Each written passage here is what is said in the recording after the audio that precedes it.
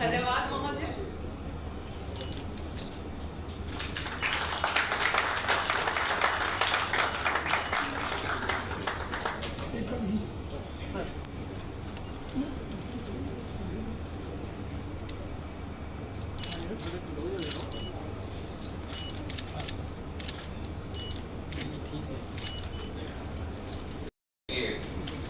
I would like to first congratulate both the units who have gone for the monumental partnership, both Gati Shakti Vishwavidyalaya and PGCA, for being the foundational, one of the most important MOUs that is going to transform the overall aviation sector in terms of the workforce that we are trying to build for tomorrow.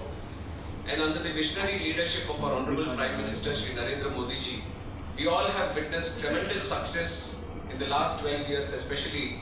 And what has started as a mantra, Hawai Chappal se Hawai Jahaj ka safar, and the moment where we wanted aviation to be not just an exclusive sector for travel, but an inclusive sector for travel, and where we have doubled all the parameters that we see in aviation, right from the number of airports that we have operational in the country, number of passengers that we are going through air travel, or the number of aircrafts that we have in the air fleet in India. So we have doubled everything today.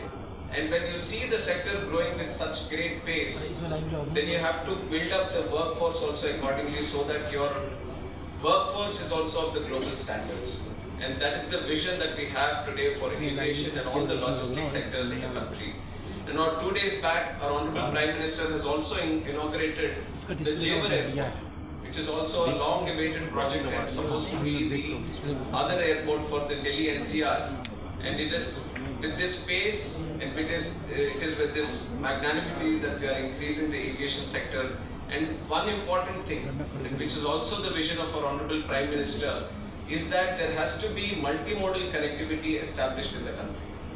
All the logistics department, let it be highways, railways, ports or airports, have to talk to each other. Aviation sector में जो talent development के लिए जितना काम करना है उसको बहुत बड़ी मदद मिलेगी। और जिस तेजी से एविएशन सेक्टर आज बढ़ रहा है देश में, बहुत ज़बरदस्त रिक्वायरमेंट है टैलेंट की। अच्छे well trained engineers, operators, pilots, maintenance, हर तरीके से सभी की ज़रूरत है। वो ज़रूरत इस MOU से बहुत हद तक पूरी होगी। इससे पहले भी एविएशन सेक्टर के कई MOUs गति शक्ति विश्वविद्यालय के साथ हुए और उसमें अच्छी प्रोग्रेस हुई है, जैसा अभी माननीय श्री राम मोहन नायडू जी बता रहे थे। एयरबस के लिए ऑलरेडी 40 बीटेक स्टूडेंट्स आ चुके हैं गति शक्ति विश्वविद्यालय में। अब साफरान जो इंजन मेकर है उसके लिए भी आ गए हैं।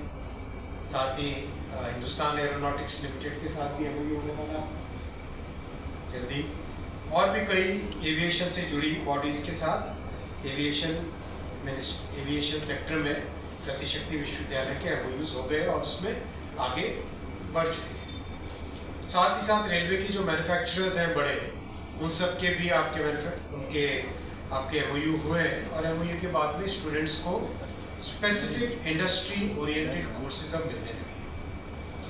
Main point new education policy में हमारे प्रधानमंत्री जी का जो विजन है वो ये है कि स्टूडेंट्स को इंडस्ट्री के लिए oriented course, industry oriented courses को बनाने की संस्थाएं बनी। इंडस्ट्री ओरिएंटेड कोर्स होने से ये फ़ायदा होता है कि स्टूडेंट जब कॉलेज से निकलता है तो वो इंडस्ट्री के लिए रेडी है, रोजगार के लिए तैयार है और उसको रोजगार की कई अपॉर्चुनिटीज़ मिल रही हैं। ये बड़ा बदलाव इसलिए लाना रहा कि जब देश को आत्मनिर्भर भारत के रास्ते पे चलना है और विकसित भारत का संकल्प पूरा करना है, तो उसमें मैन्युफैक्चरिंग का बहुत बड़ा रोल होने वाला है। मैन्युफैक्चरिंग एक कॉम्प्लेक्स टास्क है, उसमें टैलेंट की रिक्वायरमेंट